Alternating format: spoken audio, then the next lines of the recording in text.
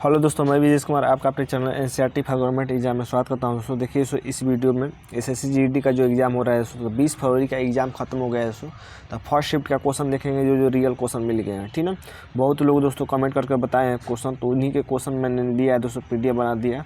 और देखिए दोस्तों, अगर आपका भी एग्ज़ाम है दोस्तों 21 तारीख को, तो अगर आपका 21 तारीख को एग्ज़ाम है या सेकंड शिफ्ट में आज भी एग्ज़ाम है या थर्ड शिफ्ट में, तो किसी भी वीडियो के मेरे नीचे जाइए दोस्तों और कमेंट करके बताइए कि ये क्वेश्चन पूछे गए, ठीक ना। और आपका 2 दिन एग्ज़ाम रह गया है, 21 तारीख और 25 तारीख। तो चलिए दोस्तों देखते हैं कि कौन कौन क्वेश्चन पूछे गए थे आज। तो देखते हैं दोस्तों। और देखिए दोस्तों, पीडीएफ लेने के लिए आप कुछ नहीं करना है दोस्तों, केवल टेलीग्राम पर ज्वाइन हो जाना है। वहाँ पर पीडीएफ मैंने पहले भी डाल रखा है जितना भी एग्ज़ाम हुआ है अभी तक, और ये भी पीडीएफ तीनों शिफ्ट का डाल दूँगा शाम को, तो आप वहाँ से डाउनलोड कर पढ़ सकते हैं। चलिए दोस्तों देखते हैं कौन कौन क्वेश्चन पूछे गए थे। पूछा था कि 2011 की जनगणना के अनुसार बाल लिंगानुपात है, तो देखिए उस बाल लिंगानुपात पूछा था कि कितना है। तो बाल लिंगानुपात दोस्तों 2 शून्य से 6 वर्ष तक के बच्चों को लिया जाता है दोस्तों। ये बाल लिंगानुपात 919 है भारत का 2011 की जनगणना के अनुसार। जनगणना से क्वेश्चन पूछ रहा है दोस्तों खूब, तो देखिए सबसे पहले याद रखिएगा कि 1872 में जनगणना ये स्टार्ट हुई थी दोस्तों, लॉर्ड मेयो के समय, ठीक ना। उसके बाद दोस्तों दशकीय रूप से जनगणना दोस्तों 1881 से स्टार्ट हुई लॉर्ड रिपन के समय। तो ये 2 क्वेश्चन आपको याद रख लेना है दोस्तों। और अगर पूछे कि सबसे कम बाल लिंगानुपात वाला राज्य कौन है, तो हरियाणा है, ठीक ना। सबसे ज़्यादा बाल लिंगानुपात वाला मिजोरम है। सर्वाधिक लिंगानुपात केरल का है, कम लिंगानुपात हरियाणा का है, ठीक ना। सर्वाधिक साक्षरता दोस्तों केरल का है, कम साक्षरता बिहार का है। अगला देते हैं, सर्वाधिक जनसंख्या घनत्व पूछे दोस्तों तो बिहार का है, कम जनसंख्या घनत्व पूछे तो अरुणाचल प्रदेश का है। भारत का बाल लिंगानुपात पूछे तो 918। देखिए मैंने यहाँ पर दिया है 900 बाल लिंगानुपात, यही पूछा था। भारत के जनसंख्या घनत्व दोस्तों 382 व्यक्ति प्रति वर्ग किलोमीटर। तो जितना यहाँ पर लिखा हूँ दोस्तों, इसी में से क्वेश्चन फंस जाता है। देखिए दोस्तों, मैंने शास्त्रीय नृत्य से 10 बार बताया होगा। देखिए शास्त्रीय नृत्य से क्वेश्चन पूछ दिया कि मोहिनी अट्टम किस राज्य का शास्त्रीय नृत्य है। तो देखिए दोस्तों, मोहिनी अट्टम की बात कर लेते हैं दोस्तों। तो मोहिनी अट्टम दोस्तों केरल का शास्त्रीय नृत्य है, ठीक है। मान्यता प्राप्त दोस्तों 8 शास्त्रीय नृत्य है, जिसमें से केरल का दोस्तों एक मोहिनी अट्टम हो गया, और कथकली ये दोनों कहाँ का है दोस्तों, केरल का शास्त्रीय नृत्य है। और कथक पूछे दोस्तों, कथक कहाँ का है, तो कथक दोस्तों उत्तर प्रदेश या उत्तर भारत बताइएगा, ठीक ना। और अगर भरतनाट्यम पूछे दोस्तों कि भरतनाट्यम कहाँ का है, भरतनाट्यम शास्त्रीय नृत्य, तो ये दोस्तों हो जाएगा आपका तमिलनाडु का, ठीक ना। कुचिपुड़ी पूछे दोस्तों कि कुचिपुड़ी कहाँ का है, कुचिपुड़ी, तो कुचिपुड़ी दोस्तों आपका ये आंध्र प्रदेश का हो जाएगा, ठीक ना। और सत्रिया पूछे दोस्तों कि सत्रिया कहाँ का है दोस्तों, तो सत्रिया आपका दोस्तों ये हो जाएगा असम का हो जाएगा, ठीक ना। तो इतना याद रख लेना है। और आपको उड़ीसा का ओडिसी होता है, मणिपुर का मणिपुरी होता है, तो इतना याद रख लेंगे तो आपका काम हो जाएगा दोस्तों 8 शास्त्रीय नृत्य, ठीक ना। अगला देते हैं दोस्तों। देखिए अगला क्वेश्चन पूछा था कि दादा साहब फाल्के पुरस्कार 2024 में किसे प्रदान किया गया था। देखिए दोस्तों 2024 की बात कर लेते हैं, तो फिल्म के क्षेत्र में दिया जाता है दोस्तों दादा साहब फाल्के पुरस्कार। ये अभिनेता मिथुन चक्रवर्ती को दोस्तों ये पुरस्कार मिला है। ये भी याद रखिएगा दोस्तों कि ये जो पुरस्कार था दोस्तों तो 17वें नंबर का था, ठीक है। तो 17वें राष्ट्रीय फिल्म पुरस्कार समारोह में प्रतिष्ठित दादा साहब फाल्के पुरस्कार से सम्मानित किया जाएगा। तो कौन से नंबर का है, 17वें नंबर का है। अगला देते हैं दोस्तों। अगला क्वेश्चन पूछा था कि प्रधानमंत्री नरेंद्र मोदी के प्रधान सचिव कौन है। तो देखिए दोस्तों 2024 में प्रधान सचिव प्रधानमंत्री नरेंद्र मोदी के दोस्तों डॉक्टर पीके मिश्रा हैं। कौन है, डॉक्टर पीके मिश्रा हैं। अगला क्वेश्चन पूछा था दोस्तों कि कोणार्क नृत्य किस उत्सव भारत के किस राज्य में मनाया जाता है। तो देखिए दोस्तों कोणार्क नृत्य किस राज्य में मनाया जाता है, भारत के किस राज्य में, ये पूछा था। तो इसका आंसर हो जाएगा दोस्तों उड़ीसा। भारत के उड़ीसा राज्य में दोस्तों मनाया जाता है कोणार्क नृत्य, ठीक ना। अगला देते हैं। अगला क्वेश्चन पूछा था कि भारत के मुख्य चुनाव आयुक्त का कार्यकाल कितना होता है। तो देखिए सो भारत के मुख्य चुनाव आयुक्त का कार्यकाल होता है सो 6 वर्ष या 65 वर्ष की आयु में जो पहले हो जाएगा सो वही हो जाएगा, ठीक है। 6 वर्ष या 65 साल भारत के मुख्य चुनाव आयुक्त। अब बदल गए भी हैं दोस्तों, वर्तमान में बदल गए हैं, उनको थोड़ा देख लीजिए। क्या नाम है, ज्ञानेश नाम है कि क्या नाम है, ऐसा ही कुछ नाम है, ठीक ना। अगला देते हैं सो। देखिए मौलिक अधिकार से क्वेश्चन पूछा था। मौलिक अधिकार से भी मैंने दोस्तों कई बार बताया है। मौलिक अधिकार कौन सा अनुच्छेद में आते हैं दोस्तों। देखिए मौलिक अधिकार दोस्तों 12 से 35 तक अनुच्छेद में आते हैं दोस्तों। अधिकार में अ से याद रखेगा दोस्तों। मौलिक अधिकार दोस्तों अमेरिका से लिया गया। कहाँ से लिया गया दोस्तों, अमेरिका से लिया गया।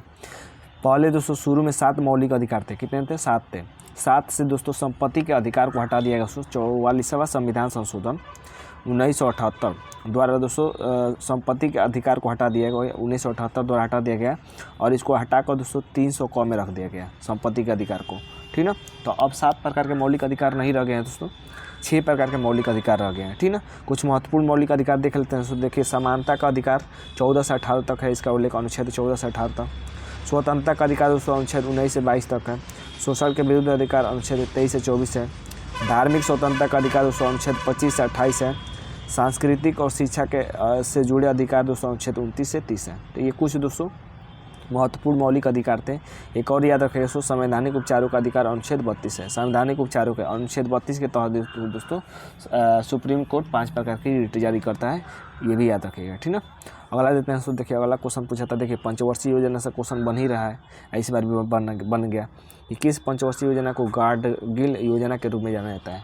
तो देखिए इसका आंसर हो जाएगा तीसरी पंचवर्षीय योजना जो थी दोस्तों, ये गाडगिल योजना पर आधारित थी, ठीक ना। बात कर लेते हैं पहली की दोस्तों। तो देखिए, पहली दोस्तों 1951 से 56 तक चली थी, 1951 से 56 तक चली थी दोस्तों। ये हैराड डोमर मॉडल पर आधारित थी, ठीक है। किस पर? हैराड डोमर मॉडल पर आधारित थी दोस्तों। और इसमें दोस्तों कृषि पर जोर दिया गया। किस पर जोर दिया गया? कृषि पर। इसी तरह दूसरी पंचवर्षीय योजना याद रखिएगा दोस्तों। दूसरी पंचवर्षीय योजना थी दोस्तों, ये 1956 से 61 तक चली थी, 1956 से 61 तक चली थी। ये दोस्तों पीसी महानलोबिस पर आधारित थी, पीसी महानलोबिस पर आधारित थी दोस्तों। और इस पर दोस्तों उद्योग पर जोर दिया गया। किस पर जोर दिया गया? उद्योग पर। इसी तरह तीसरी पंचवर्षीय योजना किस पर आधारित है? तो गाडगिल योजना पर आधारित है। तीसरी भी याद रखिएगा, ठीक ना। अगला देते हैं दोस्तों। देखिए, अगला क्वेश्चन पूछा था कि आत्मनिर्भर भारत के शुरुआत कब हुई थी। तो देखिए आत्मनिर्भर भारत की बात कर लेते हैं दोस्तों। तो आत्मनिर्भर भारत की शुरुआत दोस्तों 13 मई 2020 को हुई थी, 13 मई 2020 को। एक क्वेश्चन पूछा था दोस्तों कि अभिनव भारत समाज की स्थापना किसके द्वारा की गई थी। तो देखिए दोस्तों, अभिनव भारत समाज की बात कर लेते हैं दोस्तों। तो अभिनव भारत समाज की स्थापना दोस्तों विनायक दामोदर सावरकर और गणेश वासुदेव सावरकर के द्वारा की गई थी। एक क्वेश्चन पूछा था दोस्तों कि IFSC कोड कितने अंकों का होता है। तो देखिए IFSC कोड दोस्तों 11 अंकों का होता है। कितने अंक का होता है? 11 अंक का। IFSC को दोस्तों हिंदी में कहते हैं भारतीय वित्तीय प्रणाली कोड कहते हैं, ठीक ना। अगला क्वेश्चन पूछा था दोस्तों कि किस पंचवर्षीय योजना में भारत को आत्मनिर्भर और स्व उत्पादक अर्थव्यवस्था बनाने का प्रस्ताव रखा गया था। तो इसका भी आंसर हो जाएगा तीसरी पंचवर्षीय योजना, जिसमें दोस्तों गाडगिल योजना पर आधारित थी, गाडगिल, ठीक है, गाडगिल योजना पर आधारित थी। अगला देखिए कुछ क्वेश्चन पूछे थे तत्व और यौगिक और मिश्रण के बारे में पूछा था। तो देखिए तत्व क्या होता है?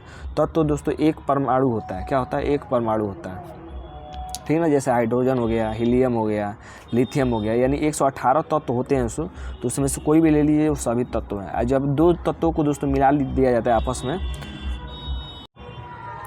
तो तत्व मैंने बता दिया दोस्तों। देखिए यौगिक की बात कर लेते हैं दोस्तों। तो किसी भी दो तत्वों को मिला लीजिए, जैसे H2O, दो तत्व हैं यहाँ पर, हाइड्रोजन और ऑक्सीजन।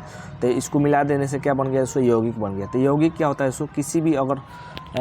किसी भी रासायनिक सूत्र आप देखते होंगे दोस्तों, तो वो यौगिक होता है, ठीक ना। मिश्रण की बात कर लेते हैं दोस्तों। मिश्रण में दोस्तों देखिए यौगिक में तत्वों का अनुपात दोस्तों निश्चित होता है, लेकिन मिश्रण में दोस्तों तत्वों का अनुपात निश्चित नहीं होता है। जैसे मान लीजिए चीनी ले लीजिए और पानी ले लीजिए, उसको मिलाकर बना दीजिए सो रस, ठीक ना। तो ये क्या हो गया? मिश्रण हो गया, क्योंकि इसमें अनुपात निश्चित नहीं है। अगला देते हैं दोस्तों। देखिए अगला क्वेश्चन पूछा था कि national kho kho girls championship 2023। तो देखिए इसको पूछा था कि national kho kho girls championship 2023 किसने जीता है। तो ये जीता है इसको केरल ने जीता है, ठीक ना। अगला देखिए पूछा था कि पारिस्थितिक आवास क्या होता है। तो देखिए पारिस्थितिक आवास ऑप्शन तो नहीं मिल पाया, लेकिन पारिस्थितिक आवास वो जगह है दोस्तों जहाँ कोई जीव रहता है, यह किसी प्रजाति के लिए भोजन, आश्रय और साथी खोजने के लिए जरूरी सभी चीज़ें मुहैया कराता है।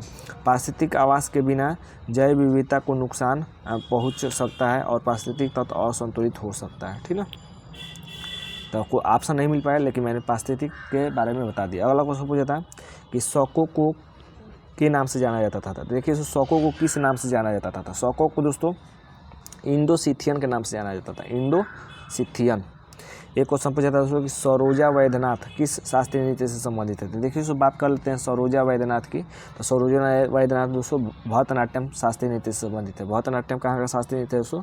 तमिलनाडु का है, ठीक ना। अभी मैंने 8 प्रकार के शास्त्रीय नृत्यों के बारे में बताया, जिसमें भरतनाट्यम तमिलनाडु का है।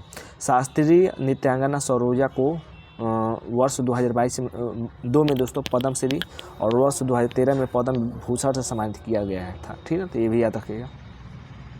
अगला क्वेश्चन पूछा दोस्तों कि सिंधु नदी है के माध्यम से भारत में प्रवेश करती है। तो सिंधु नदी दोस्तों किस माध्यम से भारत में प्रवेश करती है? तो देखिए सो सिंधु नदी सो लेह से भारत में प्रवेश करती है। सिंधु नदी के बारे में देख लीजिए सो कि सिंधु नदी तिब्बत में मानसरोवर झील के पास से निकलती है और पश्चिम की ओर बहती हुई लेह में भारत में प्रवेश करती है। अगला देते हैं सो देखिए, अगला क्वेश्चन पूछा दोस्तों कि नीरज चोपड़ा किस खेल से संबंधित है? तो देखिए सो नीरज चोपड़ा जानते हैं दोस्तों कि भारत के भाला फेंक के खिलाड़ी है। ठीक है, तो अगर ऑप्शन में दिया हुआ सो जेवलिंग थ्रोवर, तो वही आंसर सही हो जाएगा। जेवलिंग थ्रोवर है दोस्तों नीरज चोपड़ा। हिंदी में क्वेश्चन पूछा था दोस्तों कि निर्मल का विलोम क्या होगा? तो देखिए सो निर्मल का विलोम मलिन हो जाएगा। क्या हो जाएगा? मलिन। ठीक ना। अगला पूछा था कि औकड़ दिखाना मुहावरे का अर्थ क्या होता है? तो देखिए सो औकड़ दिखाना मुहावरे का अर्थ होता है घमंड करना या अभिमान करना। अभिमान है, अभियान नहीं, अभिमान करना। घमंड करना या अभिमान करना, ये हो जाएगा औकड़ दिखाने मुहावरे का अर्थ। एक क्वेश्चन पूछा था कि सलाम डाक फिल्म के गाने के लेखक कौन थे? तो देखिए सो सलाम डाक फिल्म के गाने के लेखक थे AR रहमान। कौन थे? AR रहमान थे। तो ये थे दोस्तों हमारे फर्स्ट शिफ्ट के क्वेश्चन 20 फरवरी के। उम्मीद करते हैं दोस्तों कि वीडियो अच्छा लगा होगा, तो वीडियो को लाइक और सब्सक्राइब जरूर कर लीजिएगा। और PDF लेने के लिए टेलीग्राम से जुड़ जाइएगा, वहाँ पर मैं PDF डाल लूँगा। ठीक है, तो आज के लिए बस इतना ही दोस्तों। धन्यवाद दोस्तों।